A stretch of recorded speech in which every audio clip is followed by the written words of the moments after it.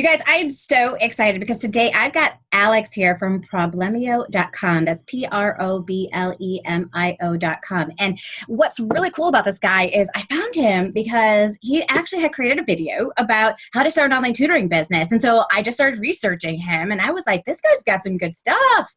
I like it. He's got Udemy courses. He's got business courses. And, it's all at a price point as well that us as online tutors can really afford. So, I really love it.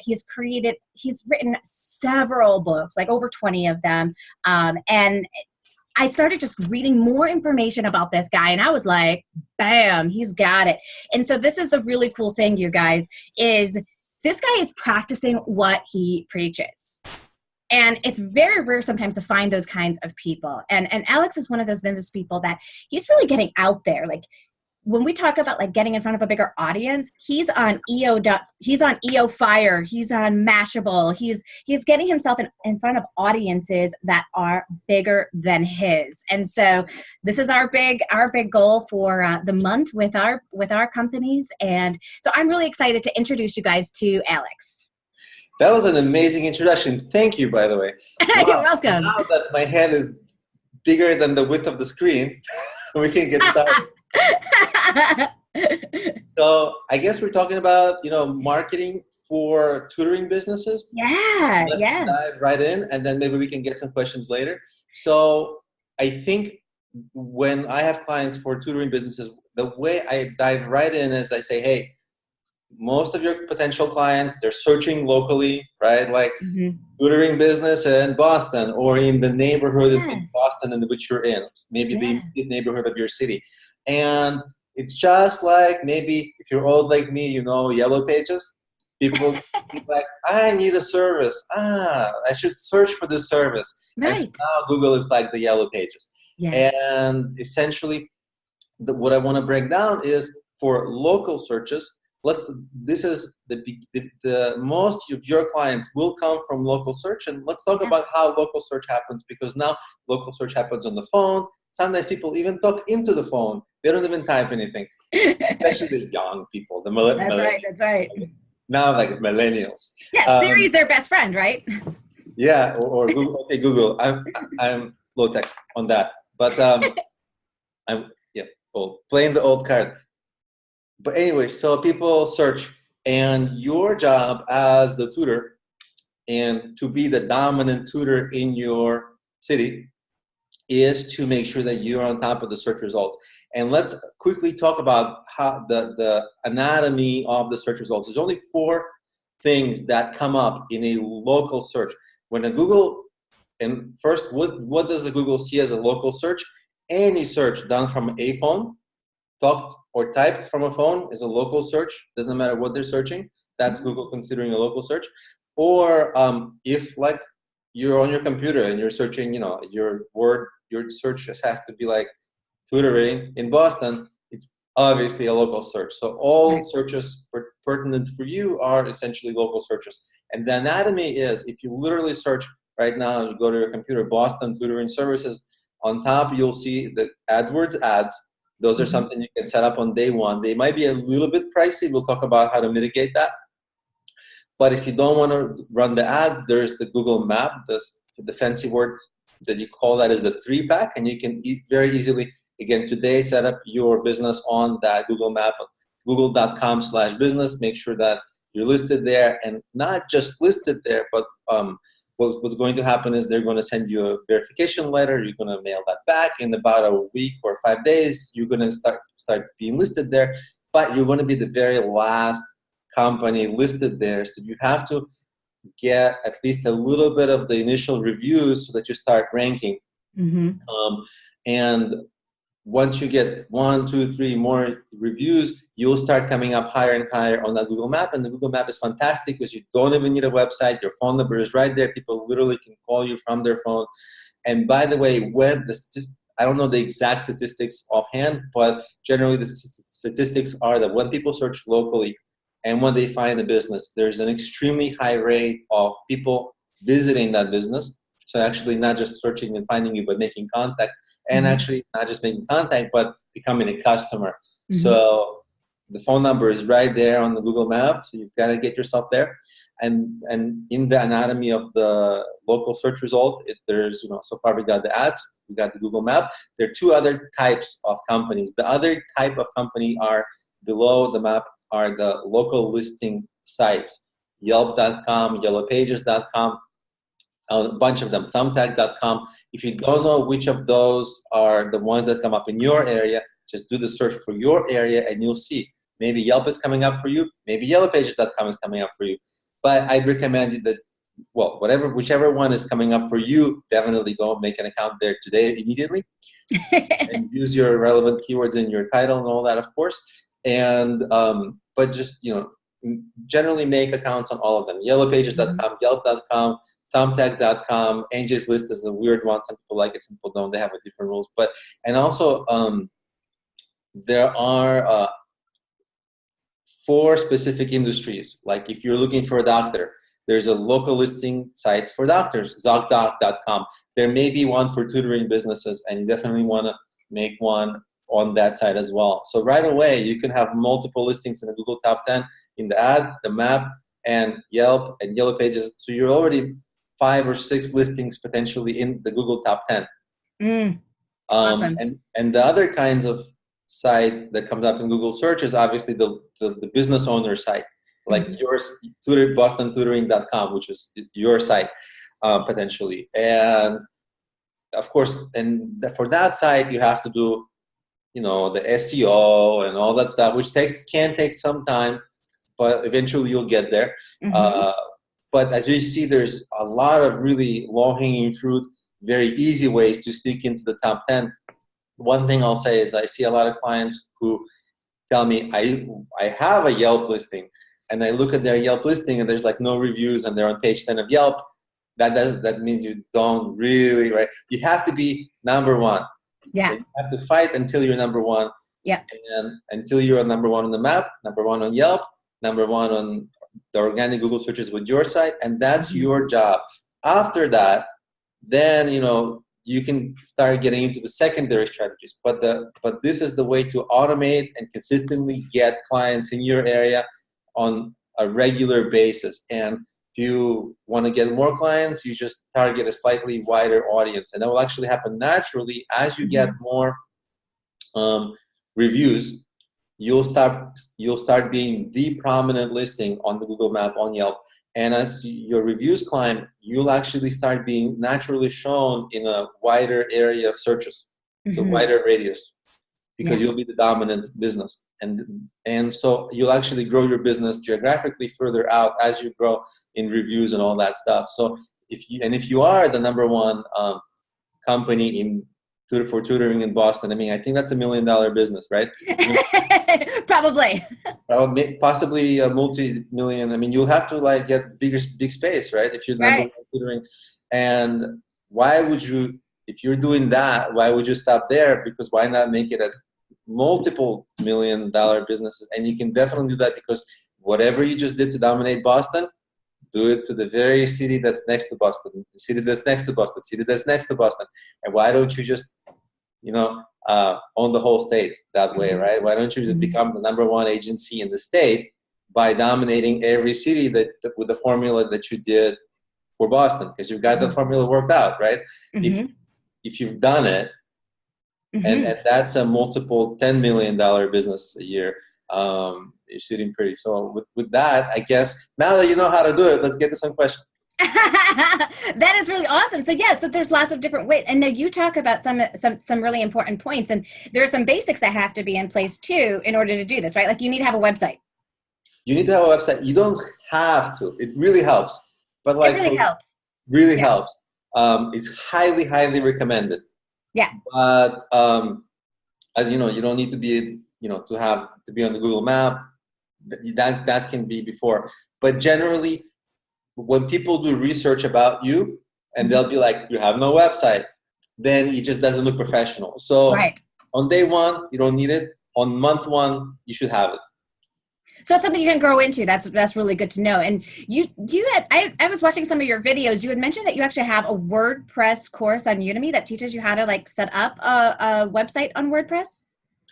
Yeah, to have a basic site, you just need like an hour or two of, you have to get a domain name. That's a nice one. And set up your site. Those things are really simple to do.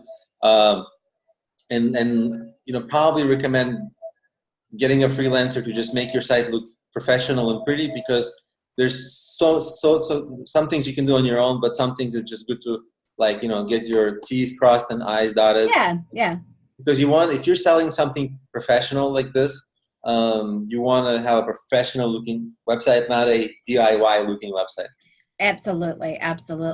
And also you want to be able to connect with that ideal client, right? I mean, it's not just like I can tutor A, B, C, D, E, F, G. It's like, how do you actually connect with whoever it is that you want to tutor? Right. So there's a ton of things you can. So now we're talking about sales copywriting,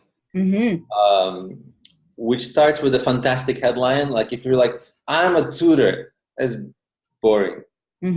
There's a million I'm a tutor people, right? Yes. But what about if I'm a tutor who's tutored over 1,000 people who've gotten into Harvard?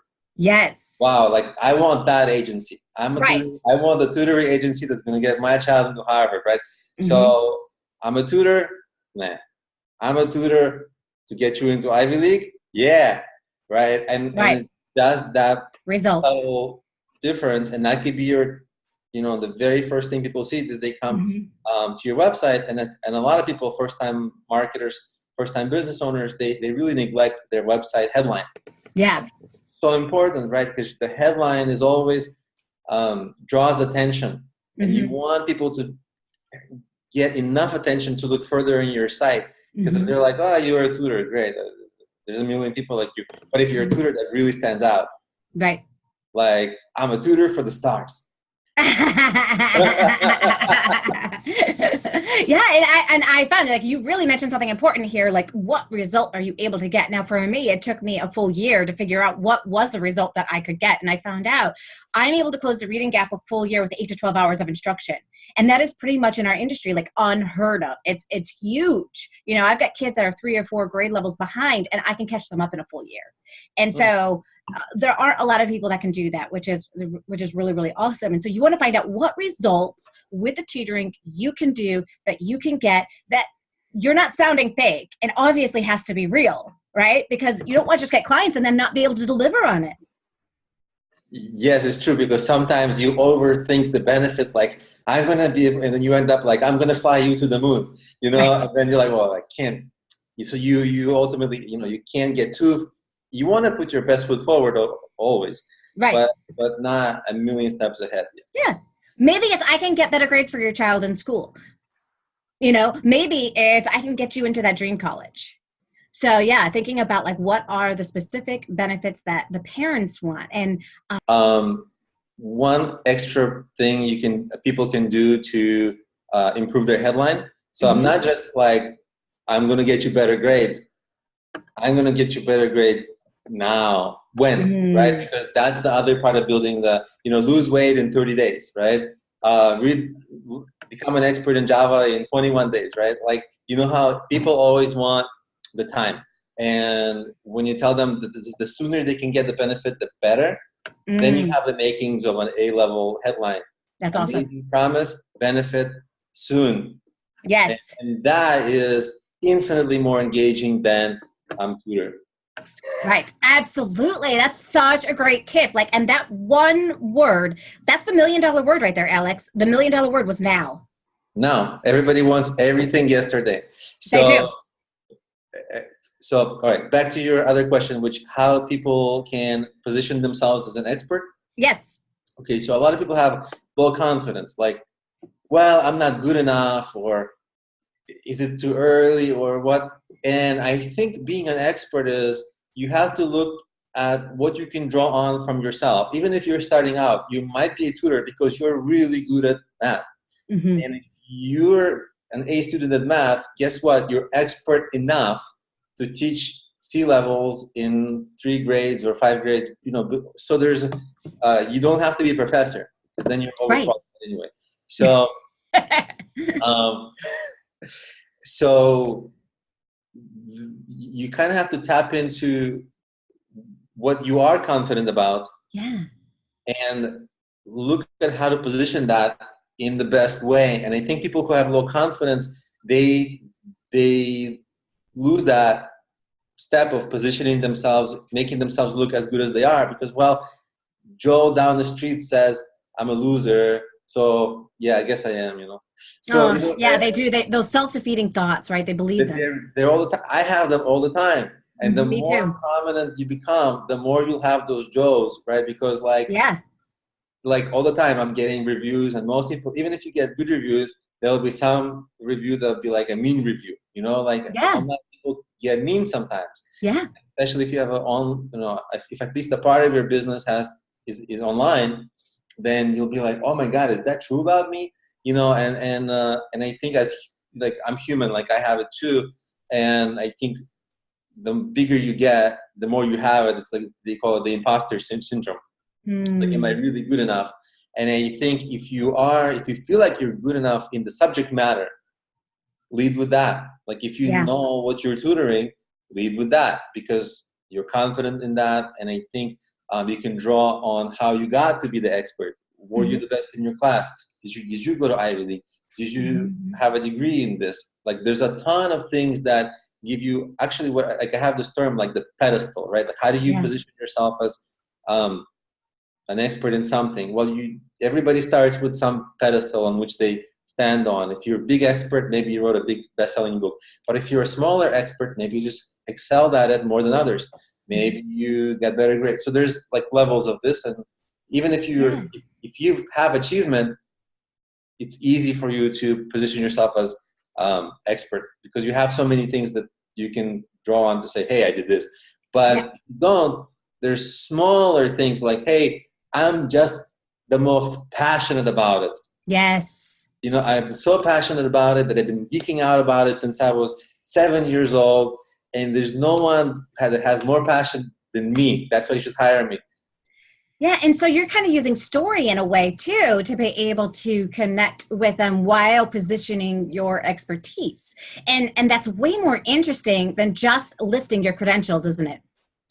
Yeah, I mean, some people do want credentials, but I see your point. Yeah, it's how you present those credentials makes a big difference. It does. Because it's very boring just to be like, I have an MA in blank, blank, blank, and I have 10 years teaching experience. Who cares? Can you get results? Like, what makes you different? What makes you stand out? Because everybody's tutoring websites, I'm noticing, are just looking the same.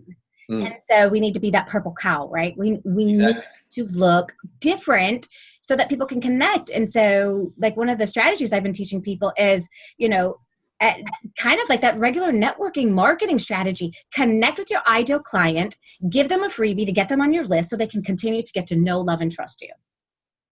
Yeah, definitely. And also, as I was thinking to your point on how people can position themselves as an expert, well, if you're competing with like some tutoring business, the tutor is everything, right? Yeah. But let's say you're expert only in like algebra, but you are super expert in algebra, then you can lead with that. Like, I'm the best in this smaller niche within tutoring, but I'm the best in that. Yeah. And as an independent business owner, which a lot of us are, we're just independents out there really doing this solopreneur thing, right? And so if you are that person niching out, it's kind of like the opposite strategy of what the bigger tutoring agencies are doing, right? They're saying, oh, we can teach everything. You're saying, I am really good at this. And if your child is struggling with this, bam, I can help you. I am the person to do that for you. Yeah, and sometimes if it's a very lucrative thing, like, SAT studying or something like that, then that might be good enough because you're taking like the best market segment. Yeah, yeah.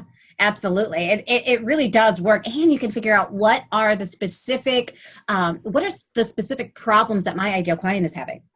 And you can speak to them in a way that the larger companies, they don't even have a chance at.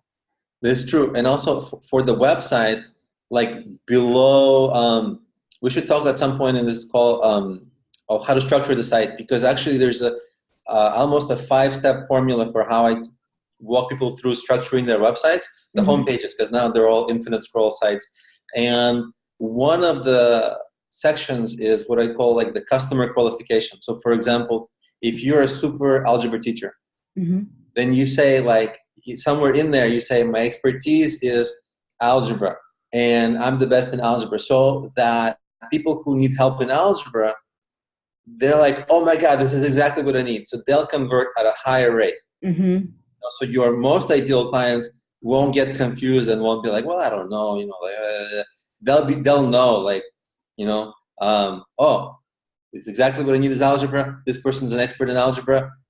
It narrows down the field to almost just you and them, because it really does. It really does, because they're going to put in online algebra tutor, and guess what? Onlinealgebratutor.com is going to come on up because that's what you do. And you've been creating content about that, and you're popping up all over the place on page 1. And you all of a sudden have just bolstered yourself to the point where people want to hire you. Definitely. Yeah. And that's what I did with the online reading tutor. So I started off as the Skyping reading tutor. And so as soon as like people put in like Skype reading tutor, I was the only one that even showed up. I like dominated that page. And so I was getting calls from all over the world to book my business solid. And it totally worked. And even today, like you mentioned the local searches, local is huge right now on Google, you guys, because I can't tell you how many people in my neighborhood are like calling me for tutoring services. And they're like, I found you online. I'm like, that's hilarious, because we're like 2 subdivisions away from each other. It's funny. Yeah. Well, that actually could have been because they were friends of friends, and there are some social results that Google might have put in there. But, because they do take into account your connections. But yeah, now that you mentioned the online tutoring, it's interesting because there's that component of it, and when you're local, you can compete on just tutoring in Boston, right? Right. Because that geography is narrow. But if you're competing online, you're competing against the whole world, and the competition, that becomes the challenge, really, because search not yet, because not too many people have tapped into these strategies yet, Alex. This is so awesome. That's true. So, I mean, if you're searching for a general tutor, then it's competitive. But if you are searching like if you go to tutor.com, if you go to Thumbtack, yes, it's competitive. But if you are dominating page 1 of Google, like not a lot of, yes, because you've niched it down. There are not a lot of people who have taken the time to do that yet, or know how to do that yet. So this is a beautiful time. If you guys are just getting started, beautiful time to start doing this, because you will book your business solid. Yeah, it's true. So online, I'll take it one step further. And so if you have a niche, whatever it might be, you can, there's a lot of keyword research you can do for like long tail keywords all around your niche. So if it's algebra, guess what? Every week in your child's school, they cover a different topic.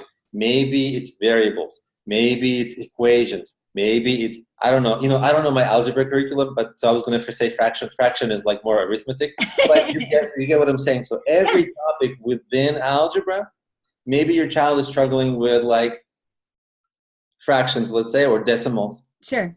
So, and some people might search algebra tutor. That makes sense.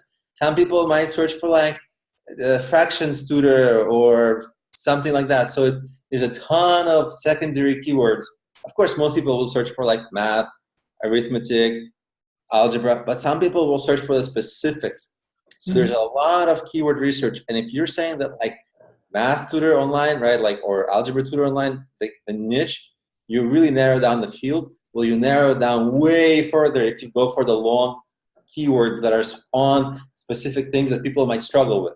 And the tutoring business, it's all struggle, right? So the struggle keywords are super important. Like in some keywords, people don't struggle as much, but in the tutoring, people don't need the tutoring unless they are struggling with something, right? So they are some subject matter. So every possible subject matter that's within your area of expertise, you better have those keywords on your site, and then you'll be ranking for so many things. Yeah. Clients from all over the world, and by the way, locally as well. Yeah. Yeah, which is awesome. I mean, you've got gold everywhere, all around you. If you're beginning to really take these strategies to heart and you're putting them into place in your business, it will make a difference. Now, it's not always an overnight success story, right? I mean, everything takes time, doesn't it, Alex? No, I thought it was immediate. No, You mean now? I wanted to, yeah. Didn't we promise in the headline today? No, it's true. It's easy for us to sit here and talk about how great the results of the finished product.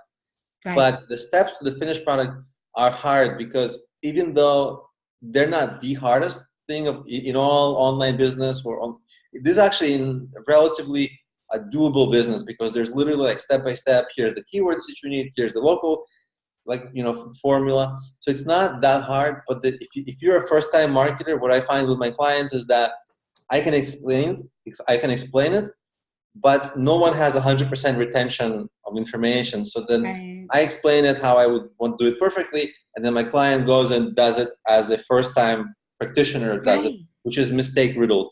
And Right. so when you have a coach, the coach looks over, hey, you kind of did this right, this one needs adjustment, and Yes. so then it speeds up the process manyfold. Oh my gosh, you have really nailed it. And that's exactly what we do in the Ultimate Support Group for Online Tutors on Facebook is we're able to take a look at each other's websites and say, hey, even simple things like, oh, you misspelled a couple of words, so that you have the most professional thing out there.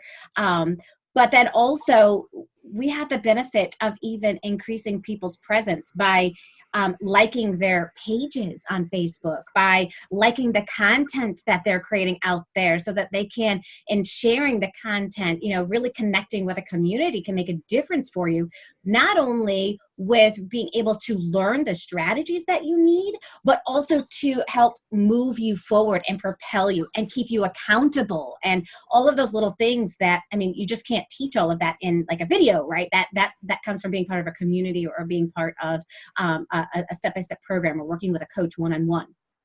Yeah, if you're a first-time entrepreneur or a small business owner, it's one of the core requirements is to have a little bit of a mastermind group. Yes. And that's what your Facebook group serves well. And in fact, if I'm not mistaken, it's free.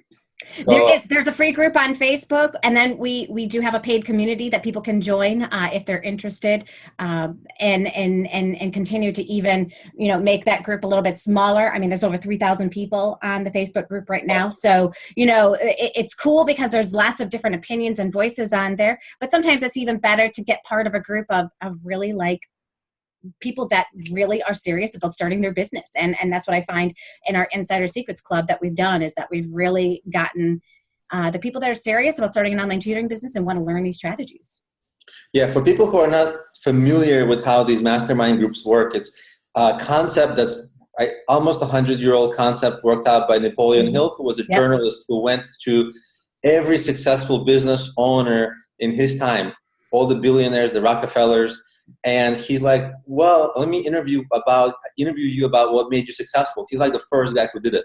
And what he found is that all of them, at some point when they were early in their careers, they had a trust group, which they later called a mastermind group, but they had a group of people that they bounced ideas off, they got help from, they asked questions, right? And it was almost a support group. And eventually, as those entrepreneurs became stronger entrepreneurs, they developed like a sixth sense of like, hey, this is going to work, this is not going to work. But when you're a new entrepreneur, you have no idea. And so you need the support group. Now, today, mastermind groups are really popular, but almost across the board, you have to pay to join them. They're usually like 6-week programs, and there's like 5 to 10 people in them, and they're paid. So it's $60 to $100 to $150, depending on the group and the topic. And so it's a real thing people do. Here, it's free, and you get a ton of people. So you really, if you're in the tutoring business, legitimately, go right now and join it, because I'm myself, everything I'm learning, when I was learning YouTube, guess what I did the first day? I joined a bunch of Facebook groups for YouTube. When I was starting on Udemy, what was the first thing I did? I went to a Facebook group for Udemy, because that's where all the experts are.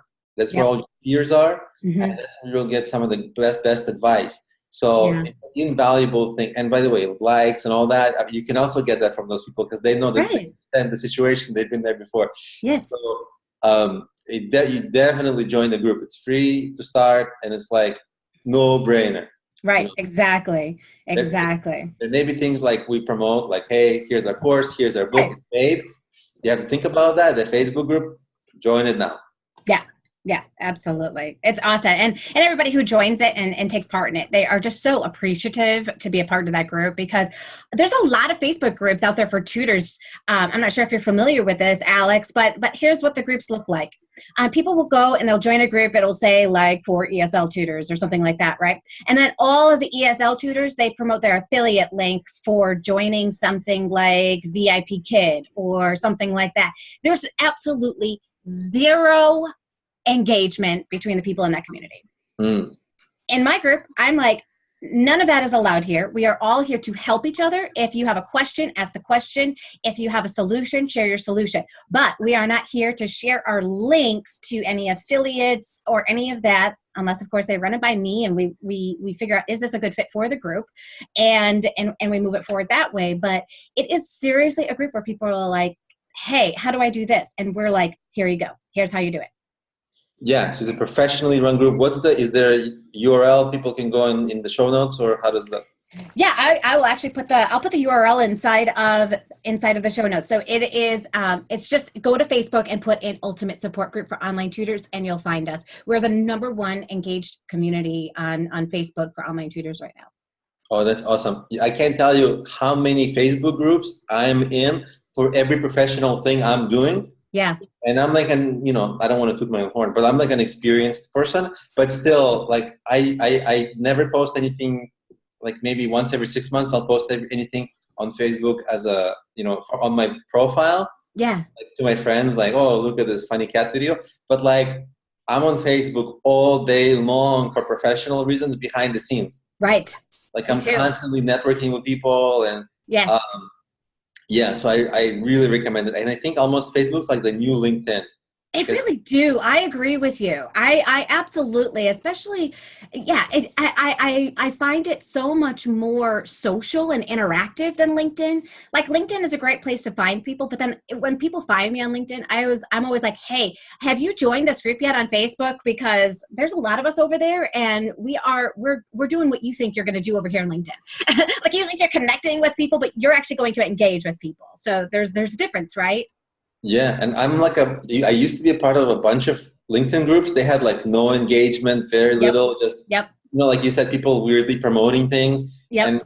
And some I just never got really engaged in any like LinkedIn group, but on Facebook, yeah, like a well-run group. Oh my God, invaluable. Yeah, absolutely. Absolutely. And Facebook isn't going anywhere anytime soon. Now, some of the people they've been getting in our group, they've been getting a little scared about Facebook pages lately. I have had somebody find me for online tutoring with my Facebook page. So Facebook pages, you guys don't be too scared about them. They're still working out there. Have you stayed up to date on like the whole Facebook page thing and how it's changed and all that stuff? I'm more of a search guy. Okay. Like I like kind of like regularly getting people from search organically without paying. Mm-hmm. Yeah. For sure. Although I think, the one point we did miss is, I want to come back to, sorry to segue away from your question, but okay. We'll come back, just keep that thought. But I think when people, regarding your website, one of the very important reasons to have it is because let's say people learn about your business, they get your phone number, whatever, they forget. There's no way to get them back. There's only 3 ways that you can get them back if they forgot. One is if they subscribe to your email list, which for tutoring business is not that common of a thing for people to do because, they're like, and the other thing is if you get them to follow you on your social media, again, people aren't huge fans of like, oh, I'm going to follow this tutoring company on Twitter. It's not that. Maybe if you position yourself as more of a coach / tutor, there is that. But I think what I was really going to say is that you can start running retargeting ads on Google ads and Facebook ads. And those ads are usually much cheaper and get more engagement. And the retargeting ads is that ad, that annoying ads, you go to Amazon and then you look at a product and like that ad for that product follows you around the internet. Well, you can set it up for your business. So whenever people come to your site cookies their browser, and you're able to start following them around for the next 30 days on the internet. And be like, hey, come back to my tutoring business, come back to tomorrow. You're like, come back. What about today? Gosh, so kind of gets you like in more. So that's the retargeting piece is much more beneficial, it sounds like, than placing a regular Google ad, which is just going to drain your account and pretty much get you 0 leads. It's a warmer lead because people already have shown at least some interest in you because they've been on your site. So, it's not 100% match, but like, some people on your site just because, they're like your friend, but there's like a large percent match because the people that are on your site, they're probably interested in your services. And, and it's a second or third contact point with them because people usually engage, I think there's research about it takes 7 touch points for people to buy from you. So the more touch points and of course it's an average, so some people take less, some people take more, but the more touch points you have with people, the better. So if they already know about you, they've been on your site, they're a warmer lead. If you're just running ads, they're a cold lead. Right. But targeting ads is a warmer lead, more highly converting, usually cheaper than the other ads. Oh, very good to know. Very good to know. I started playing a little bit with ads. I was getting absolutely nowhere with like everything I did. I started taking courses. I started following stuff. And, every time I have gone into it, I have just lost money and I have gotten 0 leads. So I have kind of like, I've just had so much more success with the organic stuff like you're talking about, with like the searches and SEO and creating content and connecting with other engaged users and all that. I've had so much more success with that's where I've really put the big bang in my buck. But it is good to know that there is some success rate for people with retargeting and Google. So it's definitely something to check into and play with some money on. Yeah, and I mean, when the retargeting, you can run on Facebook and on Google. And I think on the point of the ads, I think most people, the first thing they ask is about the ads. They're like, most people's like, and correct me if I'm wrong, see if you hear the same thing, but when you hear for your clients, like when people you ask people, well, how do you think you're going to promote your business? Most people say Instagram, Facebook, Twitter, and I'm going to run Facebook ads and flyers for a local business. It's also flyers and business cards. And so ads is like a really big part of the equation for at least people's initial idea of how they'll do it. The main pattern that people fall into, and you literally just said it, is that people think like, I'm going to spend $1,000 on ads and see how it goes. They run through like $200 of the ads, nothing happens, and they're like, there's like a waste. I can predict what's going to happen to the other $800, and they stop. And so you get an inconclusive test, and you just wasted that money. And possibly it's correct that to cut that particular campaign. But the main challenge with the ads, it's easy for the gurus online, everyone's a guru these days, to be like, oh, just run ads and get traffic. It's easy, just make an e-business, blah, blah, blah. But the truth is that it takes your own money and an unknown amount of your own money to experiment with how many ads you need to run before you find a profitable formula. It's not that easy. Like with everything, it's not. Yeah.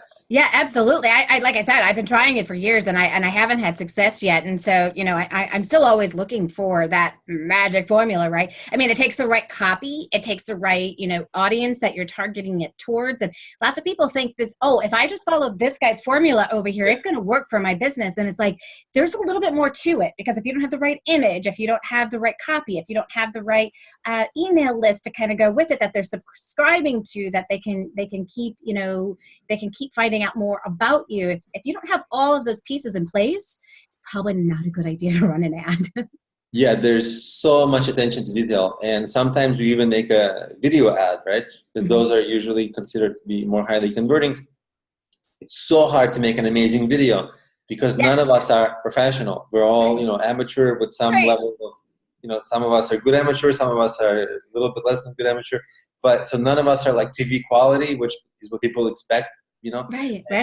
every level you are below TV quality, you have your ad is less converting, Right. and there's so much to it. And even the targeting, like we talked about earlier, right? If you're tutor for everybody, then your targeting is way off and not everybody's interested. But if you're targeting like, I'm the best person to teach fractions ever, and if you can find the people who need the fraction help, and you're like the #1 fraction teacher, and you got the person struggling, then it will convert much better. Sometimes the targeting, sometimes it's the ad, and so it's a million things. And if you choose ads because it's a shortcutty strategy, then you're not in the detail-oriented state of mind anyway. So all of it is like not rocket science, but it does need a level of professionalism and high level of execution. All of it, from SEO to ads to.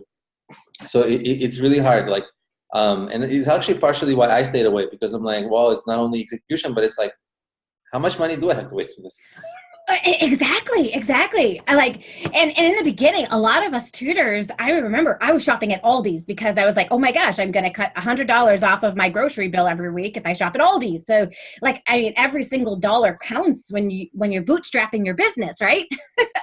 Oh yeah. In the beginning, oh yeah, it's stress. So to watch the money in Google when you have very little knowledge to begin with on how to market is a very scary place to be. And to get connected, I mean, this kind of brings us back to the community, to get together with a community of people who are going to show you the strategies that actually work to get clients today. That is going to be priceless. Yeah. And by the way, I just remembered, even if your ad is perfect, but if where is your ad going to take people? It's going to take them to the website. But if your website is not perfectly optimized for, everything and totally resonating the ad, the conversion is going to lag there, right? Yeah. So there's even more detail than, on day one, probably ads are just going to waste your money, because even if you run the ads well, like your website's not ready.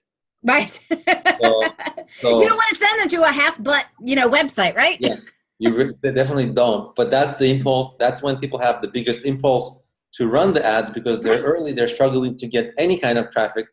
And they're like, well, I tried social media, because, they try it, and in 5 minutes they run out of places to promote, right? They posted their Facebook and Twitter and Instagram. What now? And so they're out of ideas, and they're like, well, I guess I should run some ads, right? And it's way too early. And at that point, you really will waste your money. Right. So even though there's a big impulse, okay, I'm out of ideas, ads seem like the guru over there says I should do it. But I'd hold off on the ads until you, like you did, kind of like study it, research it. Yeah. Maybe even get coaching from some professionals. Yeah. But even like, I work with one guy, who's like a business contact of mine, and he says for his company, he works for a bigger company, and he was able to get like really relevant clicks for like pennies down. And then I was like, okay, I recommended him to a couple of my clients. He couldn't replicate what he said. So sometimes even people, experts online, will say they can. For some things, for other things, it doesn't translate. Because every industry is different, right? I mean, they have different needs. They have different strategies that are going to work and are going to be good. And so I think that's why I have really fallen into the pit with it, is just because I haven't found that right guru yet who can help me nail it for my niche. And so, there are so many other things that work out there. If you don't want to watch your money be drained, then definitely stick with us in our community with the Ultimate Support Group for Online Tutors, because you'll get some really good tips on ways to get clients today that will not drain your pocket nearly as much. And a lot of the ways that we advertise are free. We talked a lot about a lot of great ways to be able to advertise a tutoring business, how to get your name out there, how to really become an expert in your industry and do all of that. And now, how can we begin networking with other people that have audiences larger than ours to increase our exposure? This is a great question. So I think, and also on the point of, how to become an expert, I don't think we covered that in full, because I think the path to many, when I answered it initially, mostly answered it for people who are starting out. Yeah. But that whole and I'll get to answer all your questions. Sorry, I'm segueing a little, but That's okay. I'm trying to cover everything. And I think that if you think of it in this word pedestal, right? Like, because everyone becomes an expert, not just like I'm rolling out of bed and I realized it's the age of the millennials. Hey, I'm an expert. That's not how you do it, right? You're like, well, I've done this, and I use that as my pedestal, and I'm standing on top of this accomplishment. So it can be a book, better Amazon best-selling book, better than Amazon best-selling book, better New York Times best-selling book, better, or a book that at least sells well perpetually, right? So like, book that's popular, or a book, right? Yeah. Book is better than no book. Best-selling book is better than book. Better places to be a bestseller is a better anyway. So there's yes. And so you can be like, well, I got the best book on this topic. That's like sets you apart, because if you have the best book on this topic, guess what? No one else has the best book on this topic.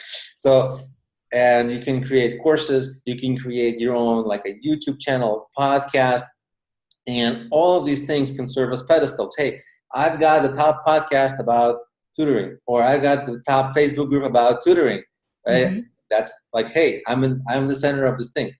Yeah. I'm the epicenter. And so the more of these pedestals you have, they build on each other, and this is everybody's way to grow. And it's a really interesting segue into how do you get yourself mentioned by bigger publications? Right. Because when you're on some pedestal, let's say you have a popular YouTube show, or you have an audience, you are an entity. Then people want to network with you right away, and you can exchange promotion. That's the easiest thing, because if you come to somebody and you say, hey, I would like promotion from you, and I'm just asking you for things, they'll be like, well, I'm a little bit busy. But if you say, hey, I'd like promotion from you, and by the way, I'd like to invite you on my show, or I'd like to get, whatever you're trying to sell, I'm happy to help you. Yeah. And that person is like, oh, that's really cool, because I'm really working on that so hard right now. And if you can help me, I'm so happy. Yes. And so many doors. So not only you leveraging, right? Yeah. Leveraging both people's things is going to be huge. That's how we connected, right? I'm like, oh my gosh, I really love what you're doing. And, I noticed that you already are tapping a little bit into the tutoring business. I'd love to connect with you.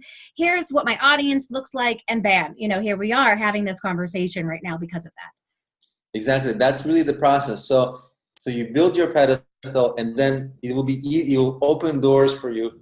And so then you can start tapping into bigger, you can network with more and more prominent people in your industry, have bigger doors open for you. And that's one of the easy ways to get this big publicity. Another way that I use to get publicity is, I think before our call, you mentioned you saw me in like Mashable or some place. And I think, I don't know which article that was, but I think there was some articles where I used like really interesting headlines to be like, at some point, I got some big number of downloads from my apps, or seemingly big numbers. And I'm like, well, how did this entrepreneur get 150,000 downloads for some app? And I mean, now it seems like a small number, because that particular app is like in the millions, but like that time it was like, big.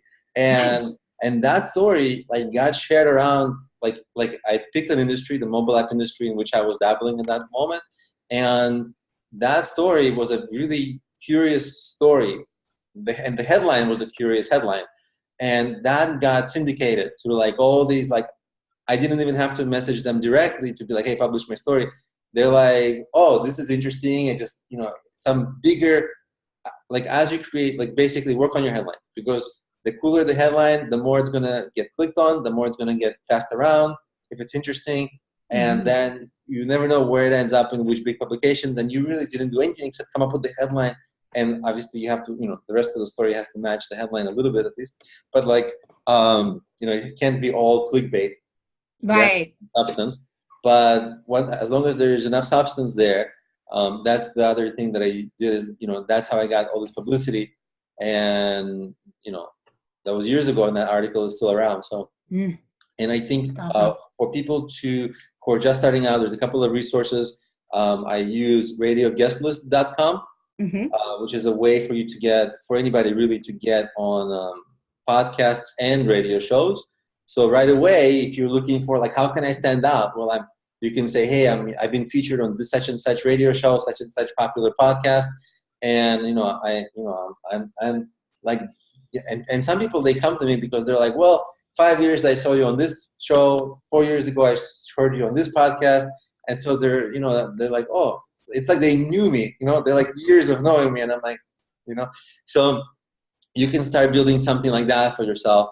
So radioguestlist.com, and I think there's another one, radioguest.com. I think if you just search that on Google or something like that, and if you want to appear on blog posts, I think it's for large publications like as big as some of the biggest news sites, you can volunteer to be a source on, I'm sure you know, haro.com. Help a reporter out. Help a reporter. Yeah. haro.com. So, yeah, they've been changing the URL, but it's basically help a reporter. I think it's helpareporter.com now. And basically every day on the radioguestlist.com and the Haro, people send out daily emails like, hey, I'm looking for expert in this, expert in that. And if you happen to be an expert in that, you can get featured. That's free, and it's the simplest thing you can do. You don't have to hire a publicist. Of course, if you had the money for a publicist, it's better. But but most of us don't do that. So, so that's our option, is to be our own publicist. And it's actually not that hard if you know the tools and if you know the trade. And once you learn how to pitch the journalist as well, then it becomes easier. Then you get more people saying yes to you. And again, the more you become, you grow your own pedestal, right? Like the more you're a prominent person, your pitch can be like, hey, I'm the #1 author on the topic in which you're looking for an expert. That makes me an expert. And then that person's like, oh yeah, I'm going to choose you over the other 50 people that replied. Right. So it opens a lot of doors. So all of this opens doors. None of it is like on day one. So, a little bit of some work in the middle there, some years, but eventually then you look back and you're like, wow, I'm like, I'm totally, there. that's exactly where I'm at. I mean, right now with my business, I'm like, oh my gosh, like I seriously built this. This is so cool. And it feels like such a huge accomplishment, to have, left the classroom and to be tutoring online and now be helping tutors all over the world get their businesses up and going. I know. Isn't it? It's crazy, right? Like you build it over a period of years, and it's like the biggest puzzle. If you're a person who likes like puzzles or long-term like challenges, yeah. Like, oh my God, I've been building this for so long. Yeah. Yeah, it's cool. And the website for people is helpareporter.com. That's the newest website out there for Haro. Yeah, and the radio guest list also, it's free. They have a paid service, but the paid service is extremely cheap. It's basically like $5 or something. I think $5.95 or $4. I don't know, but it's like negligibly cheap. And if you end up actually using the service, it pays for itself. Well, and yeah, think about it. Like, so I was listed in the Penny Hoarder at back in 2016. It was this teacher ditched the classroom. Now she makes $75 an hour. I had people coming into the inside of the ultimate support group for online tutors. Like I would let one person in. At that point, we had to do it manually. I would let one person in, and 10 more people's names were coming on up because so many people wanted to get into our group. And it was like, holy cow, this was all because of one little publication, right, that was out there. And I just asked them, hey, I noticed that your particular people like to learn ways to make money. I think this would interest them. I didn't even use anything to leverage myself at that point, and I had written a book and all this other stuff. I just said, hey, do you think that your audience would be interested in this? And they said, yes, but we don't allow people to write posts. We do the writing, which was actually a better idea because I'm not really writing. I know, right? It was even better because they did an amazing job. It got shared all over the place. It still gets shared today, and it does amazing things for your business. So definitely getting in front of these audiences that are bigger than yours can help. So how did you get on like the podcast EO Fire? So that was back in the day when, because now this podcast is a few years old. I think in the first year or two, it was already big, but John originally, he had a fee. I don't know if he still has a fee to apply to be on the podcast. It was something like $600, and I'm like, I don't want to pay $600. So which is probably the thought of everybody who Right. is that fee. And he's like, well, the purpose of the fee is that I only want people who can afford the fees to come up to be on the podcast. So I was like, well, I'm not into that fee at the moment, but how about at the moment I had this was like 2012 or 13. And so at that time, it felt like the mobile app industry was aging. Now it's silly because that seems like the earlier days. But then I was like, well, I felt like there was some saturation in apps, but it was still, it had some of this like shiny new thing associated with the app. So I was like, well, why don't I promote your podcast in the apps, in my apps? So I embedded my podcast in his apps. Since then, I kind of took it out because wasn't able to get it functioning the way I wanted, and it was technically hard to have his podcast play from inside my app back then, because the phones are all different and weird. Yeah. But because we kind of traded this, I had the pedestal of the apps. I was able to give him some promotion. So just for me, he canceled that fee. Wow. And so I got on the show, and I think I still that was worth more than the $300 for him. Yeah. Well, hopefully, yeah. Right. It was worth more than that because I got more. I think eventually I ended up getting my money's worth because even if I had paid, because that podcast really positioned me well. It started ranking for different keywords, like so people find that still many years ago. And actually, after being on his show, a couple of other smaller shows invited me on because sure. So I think doing something like that, I think just like John has a show, there's a ton of podcasts out there. Yeah. Since then, I've tried to get on the rest of the podcasts in some of the same ways, like a little bit of outreach, a little bit of recommendations. Yep. Some of them, they require you almost like the pedestal pyramid, like where are you on the food chain? Yes. And like most of them want Mark Cuban, right? They don't want like me. So, I still have some work, a lot of work to do to climb up the pyramid. You mean you can't just get to this one first? Yeah, I mean, if you like Mark Cuban, hang out with me so that I will be like, if you can't get Mark Cuban, you can get the guy who's his friend. But so far that Mark Cuban doesn't want to hang out with me, and so yeah, he's bad, and so then I gotta build it up the organic way. Yeah. And there's so many ways of doing that. I'm right in the middle of like literally as we're doing this call today, I'm rewriting my personal branding book, and there's like 16 different ways of like how you can like create your the pedestal. I guess it's my own word, but like I'm making it a thing just because it's easy to visualize. And there's like literally 16 things you can book, course. You can build a business, you can build an event series, you can become big on social media, and there's almost like a ladder you can take because you can't hang out with Mark Cuban on day one, but it's hard to build a business on day one because you need the expertise. But on day one, there are certain things like all of us can. Okay, I'm expert enough. I can tackle a little niche. When you do something that stands out in a little niche, tackle a little bit of a bigger niche. So it's a multi-year climb up But once you're in the big pyramid, the top of the pyramid, it's all like a 90-10 breakdown. All the money happens there, all the networking happens there. So the more you climb up, like things just like it's like a snowball effect. So well, and here's what I found, Alex. I have found that there's a lot of classroom teachers that for fun really enjoy podcasting. They just have like their own podcasting show. So for us tutors that really want to start with a little bit more little guys, those are the people to start with. They got a little bit of a following. Some of them may only have like their school as a following, right? The teachers that are at that school. But what could that do for a tutor, right? So you get in front of 30, 40 teachers that have kids in their classroom that are struggling, that could be recommending your services to their parents. I mean, seriously, it's gold in your pocket. So the fact that we can't get here on day one is okay. That really isn't going to be our ideal audience to begin with anyways. But eventually, because you're going to get on more podcasts, you're going to start growing up the food chain, right? Yeah. To the point where Who knows?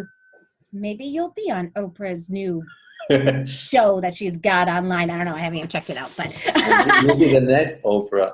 Maybe that whoever's the next Oprah, you'll get right on there, right? And you just never know what can happen. So never give up. And this is all a process, isn't it? I hope as people are listening to this, they're beginning to get some new ideas on how to market. A lot of online tutors, what they want to do is they want to go to the other companies and put their name on a list. They want to play, and they don't even realize they're playing this. This is just all they know, or the suggestions they get from other people that they should do. They think, let me go to the meat market and pretty much get my price chopped down to the point where I feel like I'm doing this for free. And that isn't the game that I teach people to play.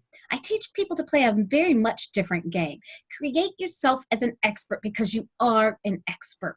You know, us teachers have gotten devalued for way too many years, and it is time to cut that junk out. You are valued. Nobody can have a job in this world without us. Everybody had to get some kind of education. So we deserve to get paid the amount that we are worth. I teach you how to do that, and I teach you how to be able to get found so that people are dying to hire you because you're the right person for their child. That's really true. And, you know, it's like, you know, how valuable is it to get the right tutor to help you move forward with your life? It's invaluable. It is invaluable. You find somebody who can just figure out, like at a dime's tap, like, oh, there it is. There's the gap. I can close that for you.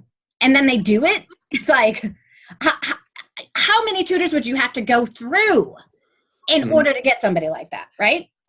Yeah. And I think for people who are starting out, like, you don't have to be, you know, even if you're not like, you know, don't want to get discouraged if you're not Mark Cuban or if you're not on the top of the pyramid, because with marketing, it's really not about the numbers. It's often about the targeting. So if you get on the right podcast, not only is it easier for you to get on it, like, oh, it's a podcast about tutoring or a podcast about your subject matter in which you're expert.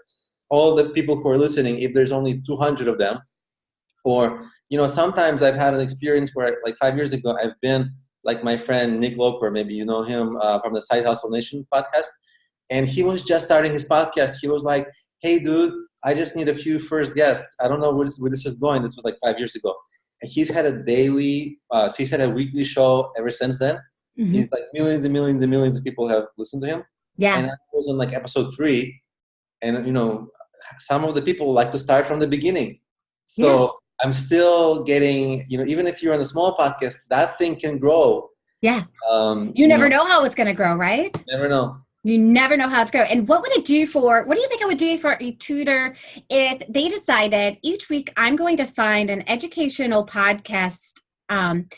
Each week I'm going to find one that I can get featured on. Maybe I pitch 10 and I get one. Right. So it's not I pitch everyone and I get everyone, because that's not how it works. You know, but think more like I pitch 10 to get one. What would it do for people if they got on 50 podcasts within the year? It's amazing. You know, because a lot of people, here's what happens. A lot of people who listen to podcasts listen to more than one podcast on the same subject matter. So if Alex, and actually I don't know if you saw my headline, but I have a course of like how to get on 50 podcasts in a year. Yes. So, and literally I did that. And I literally did that mostly with radioguestlist.com back in the day. And what ended up happening that year is I had a lot of clients who were like, I heard you on this podcast, and then I listened to this podcast, and you were there too. And I heard you on this podcast, and you were there too. And so I decided to reach out. So it's at multiple touch points. Yeah. You know, so the more, and it's the same audience, because the people who listen to podcasts, they listen to more than one. They're like, you know, a lot of people geek out and they're like, I listen to all of them. You know, so that's that secondary benefit of like on more podcasts you're on. And guess what? Some of them 5 years ago I was on, and like literally last week, I had a guy who was like, I heard that episode. I'm like, oh my God, this is so embarrassing, because 5 years ago, who knows what I was saying? You know, I was myself, I'm lower in the pyramid, you know, so I was like, what did I say? Did I say anything good? But it's still, any golden nuggets? Yeah, but it's still sort of, it works for you long term. You know, I think some marketing strategies like the ads, as soon as you turn them off, they're done. But the podcast, as long as that podcast is alive, there's a chance in 5 years somebody will discover you. So that's a really good. Yeah, same thing with YouTube, right? A lot of people aren't really talking about this idea about connecting with other YouTubers. You hear the idea a lot about connecting with other podcasters. You hear about the idea of connecting with other bloggers, being a guest blogger. By the way, I stink at like being a guest blogger. Like I don't even like writing on my own blog. So being a guest blogger, like that's the worst advice that I've ever taken from people, like to find these blogs to write on. I don't even like writing on my own blog. It's funny that you say that because in my list of like, you can be on the radio, you can be on the Cowboy Reporter. I like did not mention there's a way to become a guest blogger. I'm like, nah, forget that one. Well, it's good because you practice what you preach, right? You practice what you preach. And yeah, but there's not really a lot of talk about connecting with other YouTubers like this, like we're doing right now, to be able to get in front of some different audiences. What are your thoughts about like this approach as well? Yeah, if you are networking within, like prominent YouTubers in your niche, then of course, you're gonna get recommended on their channels. Mm-hmm. When their video is watched, on the right side of YouTube, like they're gonna be, hey, now watch my video, and so basically and YouTube has perpetual discovery, right? So as long as you rank in search, then you're gonna get continuously recommended. In the search, you're gonna come up when people search, oh, tutor, blah blah blah. But the even better part about YouTube is that if your video is good and if it's liked and if it has enough views and if it's shared enough and has all those positive metrics, then YouTube will start more and more promoting you on the recommendation on the right side of YouTube. And for good videos, most of their views are from that, like, because YouTube is vast. They want to promote you. They think you're good. They can promote you as much as they think your video deserves. So the better your videos should initially get the video, views from social media, from search, and search, social media tapers off, the search continues. But long term, there's like infinite benefit if the video can get recommended on other prominent videos. Yeah. And the cool thing is it's easy to get on page 1 of Google with video. There's also that. Although, from my own test, I've been seeing that they're doing somewhat less of that now. Like some of my videos are like, that used to be on page 1, they're like less on page 1. And you got to go into the video search now a little bit more. So but some of the good ones they're still keeping those on page 1. They're keeping relevant. So here's the thing. They're keeping relevant new videos that are coming out or old videos that have a lot of watches is what I'm noticing. Yeah, it's true. Well, we've really hit on some awesome topics here for the people that are listening. I mean, I think it's really going to give them an idea of where they can go with their business and their marketing strategy as they begin to grow. I mean, we really started with like, here are some things that you can begin doing now to be able to get seen. And all of that kind of stuff, and then how can you grow that as you begin to get more known and make a name for yourself? I was reading a book and it said one of our biggest problems with running a business isn't that we're not good at what it is we do for our service, it's that nobody knows we do it. Yeah. Right? And so if we can get in front of as many different audiences as we can, we start with Google, we start there, we start with our website, we start with our social media contacts we have now, we grow our social media, we begin to grow our network, our connections, our professional connections, our personal connections, we begin to grow that over time, we begin reaching out to other people, we begin, if we're not an expert in our field yet, did you know that it only takes, if you read an hour a day for the next 5 years, an hour a day on your own, I'm not talking about like going to courses or any of that kind of stuff, but if you read for an hour a day, that you can become an expert in your field. It's interesting. I did that before I even started all of this. Like I heard that and I was like, I want to be an expert in reading. Like that was my goal. And so I actually started that bit when I was still in the school system teaching. And I'm like, I want to know everything about reading. And I read every single day. I'm like, an hour a day, bam, I'm putting it into my schedule and I'm doing it. I will be an expert. And so when I came into this field, I was an expert. I was ready to go. Well, that's amazing. Yeah. Reading is such a lost art. And like, we all like run out of time and reading kind of gets neglected a little bit, but it's so valuable. Oh my God. It totally is. That's why we have a book club with our community so that we can continue to stay on top of best practices. That was actually one of the questions that I wanted to ask you is that with social media constantly changing, how do you suggest people keep up with it all? I think with social media, it's, a lot of people have the wide approach. oh, today is like Snapchat. I got to be on Snapchat. And tomorrow Snapchat is that, okay, got it. What's next? And I almost think like you got to do few things well instead of a whole lot of things like, but you're like the 20th person in your niche or 50th. So, if you're going to be on Instagram, find before you post your first picture, try to, or maybe that's too early, but try to like find the path for you. How can you become the top influencer or one of the very top people? Is there a clear-cut path for you to become, like, what are the things every day you can do to become the best at it? Same with YouTube, same with, like Facebook, right? Like you have like a great like Facebook presence, right? Like you're like, I'm going to make the best thing for tutors that there is, and I'm going to be the best, and that's it. And so if you're a personal trainer on Instagram, maybe you're like every personal trainer is on Instagram, so it may be extremely hard to become the personal trainer. So either you focus locally just on your own clients, which is fine, or you really have like some next level strategy. So, but you need at least the goal that you want and the path to get there, and not to distract yourself with too many social networks, because it's going to diffuse your efforts, make them all less good.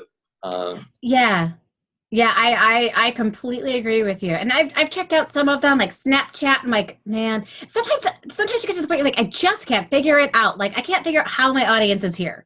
Like, so then I ditch it. And I'm like, that's just not going to be the one for me. Like, if I feel like I have to like educate myself that much on this, it's probably not where my ideal client is.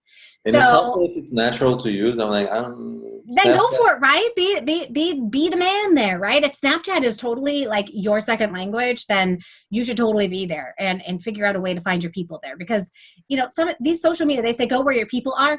Yeah. The people are everywhere right now when it comes to this, right? So just find out, like, start with what you know best. Start there. Then add another one at some point, right? Exactly. And then you can start cross-pollinating powerfully. Yes. Because all your followers on YouTube, you have good numbers, but also what you have even more importantly is the engagement. Right. And they'll follow you on Snapchat, even if they don't want Snapchat, but if you didn't work that hard and put that much focus into their engagement and trust and all that, then doesn't matter where else you send them, they're not going to come. Right. Exactly. Yeah. So, for me, I have this amazing webinar. It's called 3 Secrets to Getting Online Tutoring Students. And I always tell people that if you really care about growing your business, that is the call you have to get on. That is the call that you have to get on. Because you're going to learn how to begin marketing that's going to work. You're going to learn how to network in a way that is going to work. And you're going to start skipping all of those other strategies that other people tell you to do that just don't work. There's a ton of that. Yeah. It's a lot of these like pseudo experts who are like, I didn't do it myself, but I heard that Joe did it, and Joe didn't do it himself, but like Joe heard the other guy did it. Right. And the other guy said he made $1 million, so it must work. Right. Exactly. And what more powerful way to do it than following a group of people that have found the ways that work, right? Yeah, themselves. Yep. Yeah, absolutely. Awesome. And it's so easy to replicate. It's so easy to replicate. And that's what we've done inside of our group, is we have just made it so easy to be able to replicate what we're doing so that you can get clients within the week. I mean, we're not talking that you have to wait at the end of the month or 3 months to be able to get your first client. You will be able to get a client by the end of the week if you follow the strategies that we've been using. Wow, that's amazing. Yeah. That's a good headline. Remember that whole headline we did in the beginning? This week, now. You're going to get clients now. That was really good. Yeah, we got to do that. You want clients now? You want students now?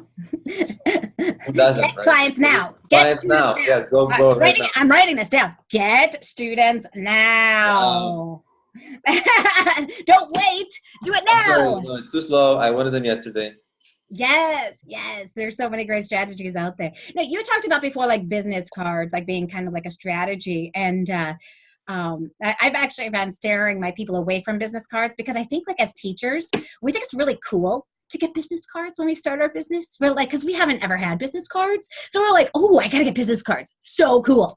Right. And then, what ends up happening? I don't know. I've got 6 of these boxes. I also can give them away. Yeah. I have so many boxes here, and I've changed my website so many times that they're not even like, why do I even keep them? I think I keep them to show people. Just, you know what? You're better off getting the other person's email, contacting them yourself. Because you know what? They are not going to contact you. They're going to lose your business card, and you're going to lose a client. 100%. I think you're tapping into that whole thing. I'm starting a business. Do I need to register it? Do I need a logo? I need business cards, right? That whole thing that people still think. And yeah, like you don't need it for that reason. You definitely always want to, you take the responsibility, you take the card, you do. But, you know, like if you have cards, it's fine. Just because to give it away, if you leave it on their table, if they leave it on their table, they can, you know, or it's helpful. Better you take the card for sure. Also, sometimes, so there's some tricks to get people to keep your card instead of throwing them away. Like, hey, you know, coupon code. You can put some coupon codes in the card. Useful at the card. Yeah, like ACT, SAT test prep dates.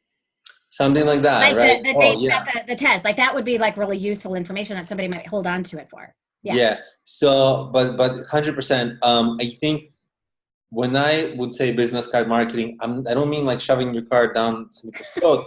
What it really means is you asking the other person what they do, trying to think of how you can help them, asking for their card and following up, and you know, that's it. But of course, part of that is that you might give your card. So, because it'd be weird if the other person's like, "I want your card," and you're like, "No." I haven't had any weirdness there. I actually met a lady at Quick Trip the other day. Now, these kind of people, they don't have a business card, right? Yeah. And so we're just chatting. She had, I was looking for my Quick Trip app on my phone, and I spelled it K-E. Somehow, like my finger just didn't go in the right spot. And I'm like, oh my gosh, I'm so glad that the Quick Trip app comes on up, even if I don't spell it right. And she's like, she starts talking about spelling. And she's like, yeah, I don't know why words are spelled a certain way, like fork. Why is it spelled the way it's spelled? And I'm thinking because of bossy R, but of course I don't say that out loud. I'm like, you know what? I look at kids writing every day, and sometimes because I look at the wrong spellings all the time, I like all of a sudden I have to like second guess myself. Is that spelled right or not? She's like, you do? You don't happen to tutor ever, do you? And I go, I actually do. That's actually my job. That's what I do every day. I'm like, do you have a child that's struggling? And she went into her story. I said, you know what? Give me your email and I'll connect with you so that we can continue this conversation, because now there's a line behind me. She did. She gave me her email. I walked out the door and I emailed her, and now she's a client. So, you know, these kinds of strategies, they work so much better than me being like, here's my card. Give me a call. Yeah. People don't seem to really call you. You gotta do the reaching out. Yeah, totally. It works. So yeah, awesome. Well, thank you so much for spending time with me.